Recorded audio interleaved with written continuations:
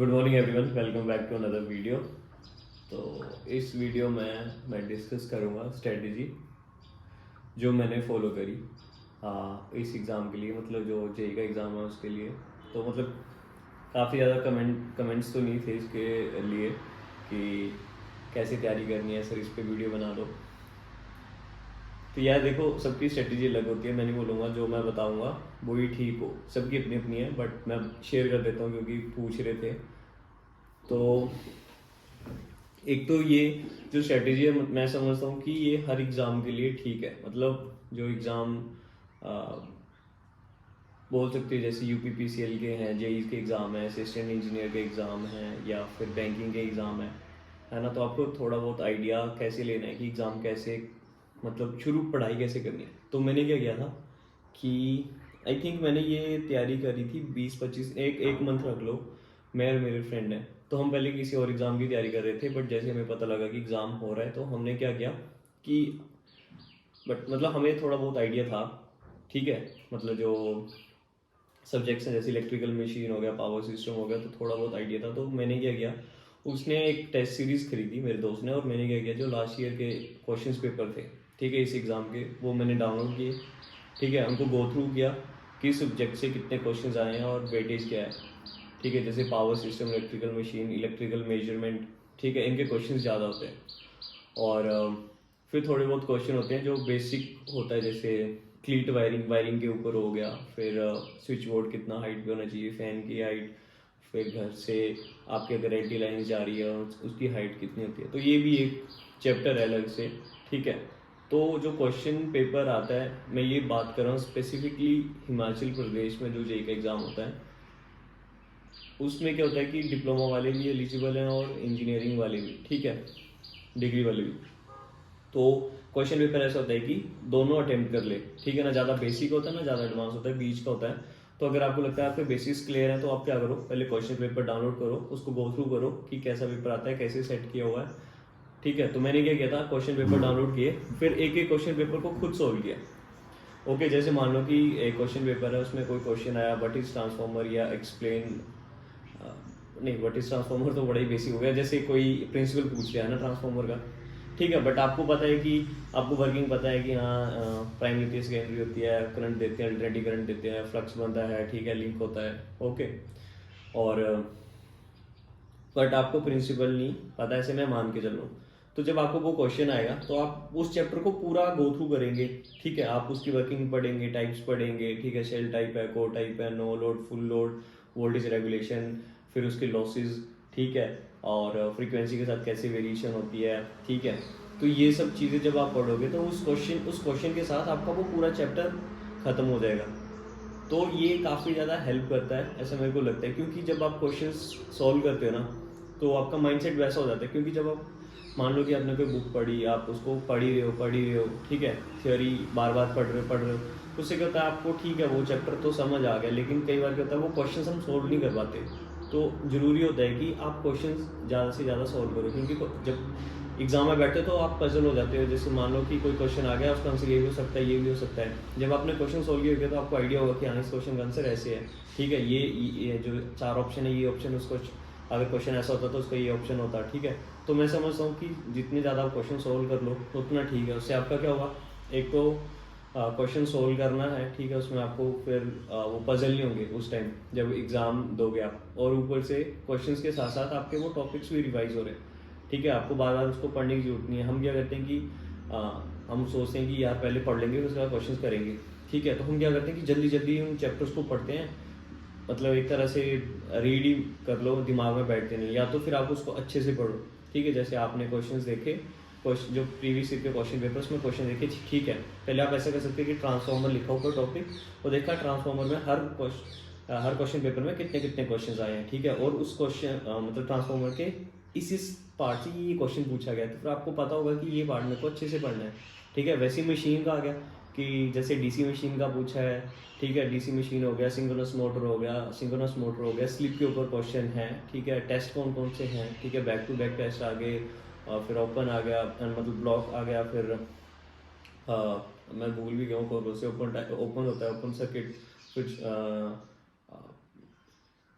Block rotor होता है I think, और एक ओपन, ठीक है। तो ये कुछ टेस्ट है, अभी काफ़ी टाइम हो गया, तो ऐसे कुछ क्वेश्चन है, फिर आपको पता होगा हम हमें ये से ये पढ़ना है, ठीक है। कॉपर लॉसेज हो गए, कोर लॉसेज हो गए, आपके हिस्टेसिस लॉस, मतलब ये सारी चीज़ें फिर आपको समझ आ जाएंगी काफ़ी ज़्यादा अच्छे से जब आप क्वेश्चन करोगे। और तो इस तरह से आपने तैयारी करनी है। अब मैं एक तरह से सम अप कर देता हूँ एंड में, आपने क्या करना है। फर्स्ट ऑफ ऑल आपको लगता है कि आपको बेसिक आइडिया है हर चीज़ का या नहीं है, कोई बात नहीं। जब भी आप तैयारी करो किसी पेपर की, तो पीवीसी के क्वेश्चन पेपर उठाओ, उनको सॉल्व करो, और हर टॉपिक का नेम लिखो, और हर टॉपिक में से कितने क्वेश्चन हैं वो लिखो। फिर वो टॉपिक, हाँ, फिर देखो कि सब्जेक्ट्स में से कितने क्वेश्चन आए, ठीक है।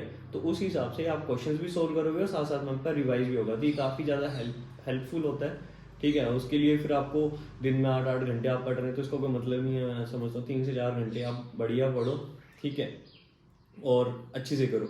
या फिर आप ऐसे कर सकते हो कि अगर आपको पढ़ना ही है चैप्टर, तो आप एक बार चैप्टर पढ़ लो, अच्छे से पढ़ो, चाहे उसमें 2 दिन लगा दो, आप अच्छे से पढ़ के 2 दिन में भी, मतलब आप 5-5 घंटे अगर सीरियस मतलब फोकस के साथ पढ़ रहे हो, ठीक है, तो वो पढ़ के फिर आप उसके बाद क्वेश्चन सॉल्व करो। जो क्वेश्चन पेपर आपने डाउनलोड करे पीवीसी के क्वेश्चन पेपर, वो भी करो, कोई टेस्ट सीरीज ले लो, वो भी करो।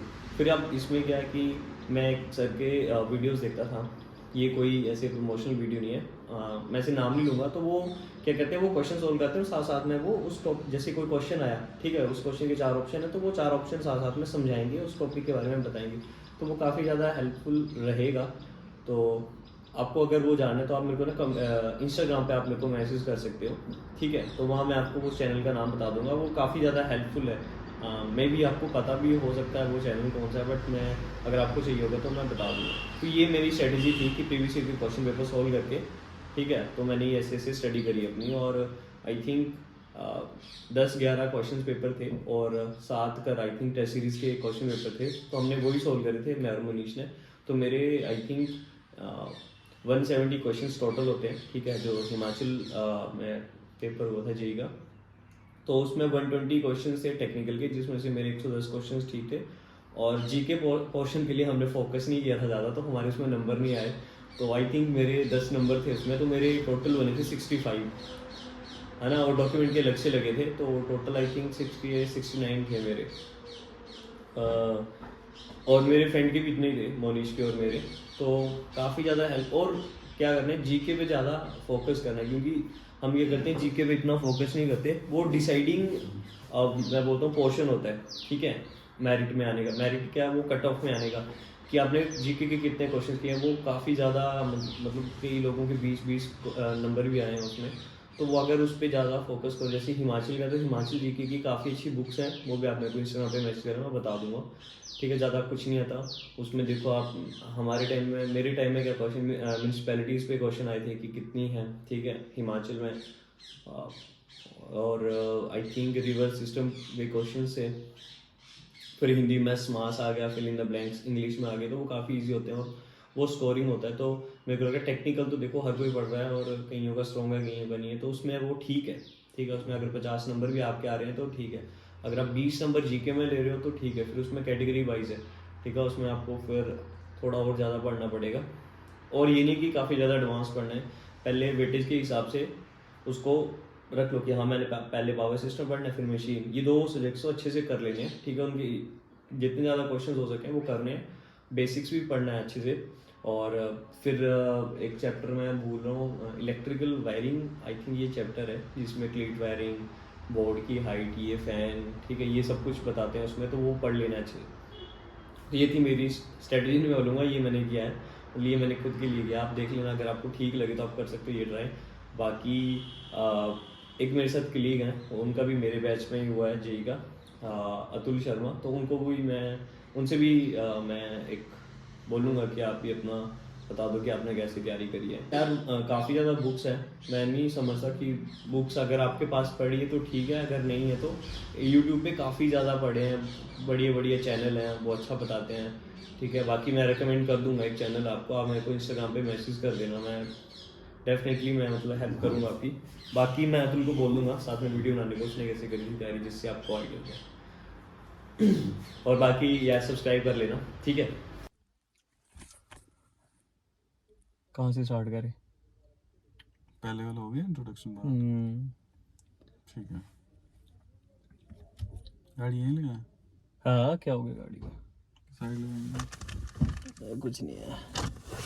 So I would like to introduce my friend and my colleague engineer Atul Sharma. तो ये भी हमारे बैच में लगे थे जेई, जो कि मैं पहले बता चुका हूँ. और इनसे मिलिए आप. ये हैं Atul Sharma. Atul Sharma, they want us to share our strategy, ठीक है, जो हमने प्रेप करी जेई एग्ज़ाम के लिए. और आपको इनमें बताना है कि नॉन टेक्निकल पार्ट की तैयारी कैसे करें, ठीक है. और मैंने अपने साइड का बता दिया कि मैंने टेक्निकल पार्ट की कैसे करी. नॉन टेक्निकल का भी मैंने बताया था, बट उतना डिटेल में बताया नहीं. तो मैं चाहूँगा कि आप थोड़ा हाईलाइट करें इस चीज़ को. ठीक है. हेलो एवरीवन, मेरा नाम अतुल शर्मा और जैसा कि आप सभी जानते हैं मैं साहिल का कलीग हूँ. और तो फर्स्ट ऑफ ऑल प्रिपरेशन की बात करें तो मैंने जर्नी स्टार्ट करी थी अपनी 2018 से. मैं ग्रेजुएट हुआ था उस टाइम पे डी यूनिवर्सिटी जलंधर से. उसके बाद मतलब फ़र्स्ट ऑफ ऑल तो ऐसे एग्ज़ाम्स वगैरह प्रीवियस ईयर पेपर्स देखे थे कि कैसे करना है क्या करना है. तो उस बेस पे ना मैंने पहले क्वेश्चन पेपर से मतलब कंटेंट उठाया कि क्या क्या टॉपिक से क्वेश्चन उठाए जा रहे हैं. फिर उस बेस पे जैसे स्टार्ट करा पढ़ना. तो मैंने डिग्री की बुक्स नहीं पढ़ी थी, मैंने डिप्लोमा की बुक्स खरीदी अलग से और उनके नोट्स हैंड रिटन नोट्स बनाए और उसके हिसाब से मैंने प्रिपरेशन स्टार्ट करी. और जैसे जैसे मतलब टॉपिक्स जो जो मैंने नोट डाउन करे थे क्वेश्चन पेपर से, उस हिसाब से अपने नोट्स बनाना शुरू कर दिए. तो इस तरह से जर्नी स्टार्ट हुई. उस टाइम पे ना हमारा एक पोस्ट कोड था 663, उसका एग्ज़ाम आया था पहले. तो उस एग्ज़ाम के साथ थोड़ी सी ना मतलब ट्रेजेडी हो गई थी मेरे साथ. उसमें मेरा स्कोर अच्छा था, आई थिंक 51 के अराउंड बने थे. तो उसमें अदर स्टेट के बच्चे क्वालिफाई कर गए थे, तो हम मतलब काफ़ी ज़्यादा बंदे बाहर हुए थे. तो मतलब वहाँ तक प्रिपरेशन अच्छी चल रही थी, मतलब अच्छे से जैसे अपना थ्योरेटिकल पार्ट पढ़ना. और ऑब्जेक्टिव के लिए मेरा ऐसा था कि जितने भी हमारे मतलब थ्योरी बुक्स थी उसके पीछे ऑब्जेक्टिव क्वेश्चंस होते थे वो सब करे थे. मतलब मैंने उस टाइम कोई जैसे जेबी गुप्ता हो गया, बाकी सब किसी बुक को प्रेफर नहीं करा था. तो मतलब उस टाइम पे फर्स्ट पेपर मेरा वही था. उसमें रिजल्ट मतलब ओके ओके था, नॉट वेरी गुड, क्योंकि सिलेक्शन तो हुई नहीं. तो उसके बाद आई थिंक एज के एग्ज़ाम आए थे हमारे 2019 में. दो दो एग्ज़ाम दिए थे मैंने शायद अप्रैल के अराउंड. वो मैंने नहीं दिया. अच्छा, आपने नहीं दिए थे. तो उनमें उनमें मेरे फर्स्ट में स्कोर अच्छा था, 50 कुछ आए थे. उसकी मेरिट भी आई थिंक 52 53 गई थी. तो उसके बाद ना मतलब मेरे स्कोर हो रहा था लेकिन मतलब सिलेक्शन नहीं हो रही थी. तो उसके बाद ना डाउनफॉल आता है, जैसे एक बार ग्राफ ऊपर गया, फिर मेरे एक में 42 आए, फिर 28 भी आए एक में 100 में से. तो फिर मतलब मेरा कुछ सही नहीं चला. फिर मैंने प्राइवेट जॉब करी. मैं जैसे गुड़गांव में था, मैंने जॉब करी वहाँ पे इंडस्ट्री में. तो वहाँ जाके इतना पता लग गया था कि यार industrial sector is something very different. वहाँ पे तो मतलब यहाँ से अलग ही सीन है कुछ. वहाँ के लिए बहुत अलग बंदा चाहिए. तो मैंने उसका फिर डिसाइड करा नहीं यार प्रिपरेशन करनी है. फिर मैं वापस आया, फिर मैंने फिर से जर्नी स्टार्ट करी अपनी. और फिर से जैसे जो मैंने थियोरेटिकल नोट्स बनाए थे मैंने उनको पढ़ा. और उसके साथ साथ ना मैंने एक चीज़ करी थी कि जो हमारे ये जेई के एसएससी के पेपर्स थे उनको भी मैंने पढ़ा साथ में. और दो पोस्ट कोड के पेपर होने थे हमारे, 849 और 829. हाँ, इन दोनों के होने थे. तो उसमें ऐसे करा कि पहले तो अपना थ्योरी पार्ट पढ़ा. मतलब जो भी जैसे मशीन्स के लिए मैंने पढ़ी थी, याद नहीं आ रही मेरे को एग्जैक्ट बुक, बट ये उसमें डाल देंगे. जो मैंने हाँ, दी थी. भट्टाचार्य. हाँ, हाँ भट्टाचार्य. भट्टाचार्य मैंने मशीन्स के लिए पढ़ी थी. पावर सिस्टम के लिए मैंने नोट्स बनाए थे. मतलब मैंने बेसिकली नोट्स बनाए थे हर एक सब्जेक्ट के. और ऑब्जेक्टिव क्वेश्चंस मैंने एक और काम करा था. मैंने प्रीवियस ईयर पेपर्स थे मेरे पास, 10 12 13 साल के थे पड़े हुए. तो मैंने आई थिंक 12 1300 क्वेश्चन ना, 12 1300, हाँ इतना क्वेश्चन मैंने हाथ से लिख लिया था ऑब्जेक्टिव प्लेन शीट्स पे प्रैक्टिस करने के लिए. तो मैं उनको प्रैक्टिस करता रहा. तो कुछ ऐसा हुआ कि 849 में ना क्वेश्चन रिपीट हुए थे. तो उससे भी प्रैक्टिस हो गई अच्छी कि मतलब उसमें भी नंबर ठीक ठाक थे. एग्जैक्ट तो मेरे को आइडिया नहीं, 47 8 कुछ ऐसे होंगे. हाँ मेरे भी तो नहीं थे. 45 46. 829 जब दिया ना तो इसमें मतलब बढ़िया सीन ये था कि जो पढ़ा था ना यार वैसा ही आया इस पेपर में. मतलब प्रीवियस ईयर से भी आया, मशीन्स आई थी अच्छी खासी. और मतलब जो पढ़ा था उससे आया. मतलब मशीन्स मतलब टेक्निकल हमारा ऐसे ही रहा जो कोर बुक्स हम पढ़ते हैं. मतलब ये स्ट्रेटेजी का पार्ट है, बाकी मैं बुक्स पे ज़्यादा नहीं जा रहा हूँ इसमें. और जैसा हम बात कर रहे थे अभी कि मेरा टेक पार्ट मैंने कैसे कैसे करा, जैसे प्रीवियस ईयर के क्वेश्चन पेपर्स कर लिए थे और 8 to 9 का मेरा एग्ज़ाम बढ़िया हो गया था। मतलब मेरे को उसमें श्योर था कि मेरा एग्ज़ाम हो जाएगा, क्योंकि आपको पता लग जाता है जब आप मतलब एग्ज़ाम में अटेम्प्ट करते हो ना, तो you know that you are clearing that exam. तो उसके बाद का सिनेरियो ऐसा था कि एग्ज़ाम वगैरह हो गया, उसके बाद तो सभी को पता है DV वगैरह होती है और सिलेक्शन हो जाती है, तो उसके बाद हमारी पोस्टिंग होगी। वो यहाँ तक की तो ये भाई से अपनी करते वैसे ही मैं कर तो जर्नी पार्ट तो यही था। अब जैसे बुक्स की बात करें तो अब जैसे मेडीज वगैरह की बुक्स भी थी मेरे पास सब मतलब मटेरियल मेरे पास सारा था, वो तो काफी एडवांस हो गया बट वो मैं पढ़ नहीं पाया क्योंकि वो मुझे लग रहा था कि जेई में उसका कोई काम नहीं है। अब जेई का जो सिलेबस रहता है ना यार, सबसे पहले मेरे को लगता है कोई प्रीवियस ईयर क्वेश्चन पेपर अच्छे से करेगा ना, उसमें सब कुछ है भाई। उसमें आपको ये स्पेशली है हिमाचल के लिए, है ना। बाकी पेपर मैंने देखा उनके लेवल ठीक होता है। यूपीपीसीएल का हो गया, पंजाब का अभी शायद हमारी स्टेट में इम्प्रूव हो जाए, क्योंकि हो सकता है, लेकिन जो लास्ट टाइम तक चल रहा था उसमें ऐसा ही था कि अपना प्रीवियस ईयर पेपर्स देखो, उसके हिसाब से सिलेबस एनालाइज करो कि एनालिसिस होता है यार कहाँ से क्या आ रहा है। मशीन्स मेजर है, करना ही करना है। पावर सिस्टम करना ही करना है। मेजरमेंट क्या आते हैं, मेजरमेंट एंड इंस्ट्रूमेंटेशन करना ही करना है। जनरेशन करना ही करना है। ठीक है, ये कुछ ऐसे सब्जेक्ट्स हैं जो आएंगे। डिजिटल इलेक्ट्रॉनिक्स से कुछ क्वेश्चन और इलेक्ट्रिकल वायरिंग के भी आते हैं। हाँ, वायरिंग वगैरह के भी क्वेश्चन होते हैं। और मतलब ये ऐसे अब जैसे कुछ सब्जेक्ट्स ऐसे होते हैं जो आपको समझ, मेरा ऐसा था सिग्नल एंड सिस्टम मेरे को नहीं आता था, मैंने नहीं करा। मेरे को कंट्रोल सिस्टम में सिर्फ बेसिक डेफिनेशंस पढ़ता था, बाकी नहीं आता था, नहीं करा। कुछ सब्जेक्ट उसमें और ज्यादा डेफिनेशन नहीं आती है, कंट्रोलेबिलिटी क्या है, ऑब्जर्वेबिलिटी क्या है, ऐसे क्वेश्चन आते हैं उसमें। और जनरेशन पार्ट काफी आता है, इंस्ट्रूमेंटेशन पार्ट काफी आता है, मशीन्स कोर है, पावर सिस्टम से बहुत ज्यादा आता है। मतलब क्वेश्चंस काफी आते हैं, बस उसमें हमारी सिलेक्शन होनी चाहिए कैसे किस चीज को अटेम्प्ट करना है। और ये मतलब बुक्स का आपका ऐसा है, डिप्लोमा की अगर आप जो उसने डिप्लोमा करा उसके पास तो बुक्स होंगी, उसकी थ्योरी अच्छे से पढ़ लो और ऑब्जेक्टिव आप कहीं से प्रैक्टिस कर लो। जैसे कई जेबी गुप्ता से करते हैं, कई किस से करें, कई किस से करें, वो डिपेंड करता है। थ्योरी अच्छे से आनी चाहिए, दैट्स इट। और another one part is non tech. Non tech का ऐसा है कि HPG के बहुत मैटर करता है आपके लिए। मतलब वहां पे अगर 15 क्वेश्चन आ रहे हैं तो 14-13 तो ठीक होने चाहिए। तो वो सिलेक्शन पार्ट में काफी 50 क्वेश्चन है ना वो नॉन टेक का। इंग्लिश हिंदी हो गया शायद, नहीं वैसे तो 50 थे। अब शायद 200 का आ रहा है पेपर, तो उसमें थोड़ा सा चेंज है। तो उसमें ऐसा है कि HPG के अच्छे से करना है। तो मेरा HPG के कैसा था कि मैं HPG की एक बुक पढ़ता था, रविकांत गर्ग की है, ओमकार पब्लिशर्स की। वो हम ना अभी प्रमोशन नहीं करेंगे अगर ये बुक्स के नाम ले दिए इन्होंने, बट वो मैं कट कर दूंगा, ठीक है। अगर ये जानना होगा बुक्स का कि कौन सा चैनल देखना है, वो आप इंस्टाग्राम पे मैसेज कर लेना। HP की एक स्पेसिफिक बुक है, उसको आप पढ़ो। उसमें जैसे मतलब सब सारा पढ़ो। HP का रेंज, रिवर्स हो गया, माउंटेन्स, रेंजेस हो गए, मतलब बेसिक HP सारी, जियोग्राफी उसकी सारी, हिस्ट्री सारी। हिस्ट्री में बहुत मैटर करती है, क्वेश्चन आते हैं उससे काफी ज्यादा। और HP का तो मतलब ऐसे पार्ट हो गया, ये करना ही करना है क्योंकि इससे क्वेश्चंस आएंगे। और इंडियन पार्ट में ऐसा है कि आपको बेसिक मतलब पढ़ लेना है। उसमें जैसे आप छोटी बुक भी पकड़ लोगे चल जाता है उससे, बस जितनी पढ़नी है वो अच्छे से पढ़नी है। रिवीजन उसके मस्ट है, आप 3, 4, 5 बार भी कर सकते हो। HP का भी सेम ही है, जितनी बार करोगे उतनी बार याद रहेगा।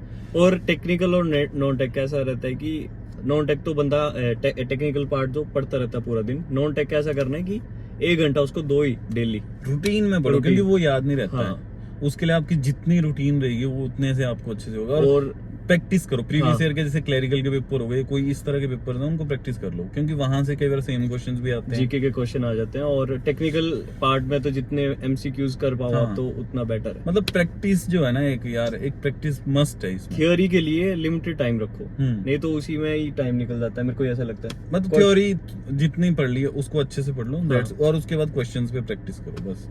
और बस ऐसा ही है। और यही था इस वीडियो में, बाकी और कुछ तो है नहीं ऐड करना। अब जिसका एग्जाम आएगा अभी, और बाकी अरे मैंने एक कमेंट पढ़ा था कि मेरे एग्जाम हो नहीं रहे क्लियर, तो ऐसा कुछ नहीं यार, डाउनफॉल आता है, कभी ना कभी होगा वो। मैं बता तो रहा हूँ यार, मैं टॉप पे गया फिर नीचे। और अभी हमारा यही का हुआ था। हाँ, हम इंटरव्यू के लिए गए थे, हमारा इंटरव्यू नहीं हुआ, तो वो भी है। तो रिजेक्शन तो होती है, वो कोई सीन नहीं है यार, वो तो चलता रहता है ना। बंदा हो जाता है फ्रस्ट्रेट, उतना होता है, वो तो नेचुरल है, होगा वो। बट ऐसे है कि मतलब होप तो छोड़ो ही मत, हो जाएगा, हो जाता है। बस ये है कि प्रैक्टिस में अपने मतलब रूटीन बनाए रखो, दैट्स इट। प्रैक्टिस ज्यादा से ज्यादा करो। बाकी काफी लंबी होगी वीडियो, ठीक है। तो इस वीडियो में इतना ही। बाकी भाई जी बोलो आप सब्सक्राइब करना। भाई सब्सक्राइब जरूर करो भाई को, ठीक है। मतलब आगे बढ़ाओ बिल्कुल। तो अच्छी लगे वीडियो सब्सक्राइब कर देना, शेयर कर देना, कमेंट कर देना, और कोई क्वेरी होगी तो कमेंट हाँ में क्वेरी होगी तो, और इतनी लंबी वीडियो बनाने का कोई फायदा है नहीं बाकी, हाँ है ना, बाकी कुछ हो गए डाउट्स तो वो क्लियर कर देंगे। कर देंगे, ठीक है चलो, okay, okay, bye bye. Bye bye, जय श्री राम।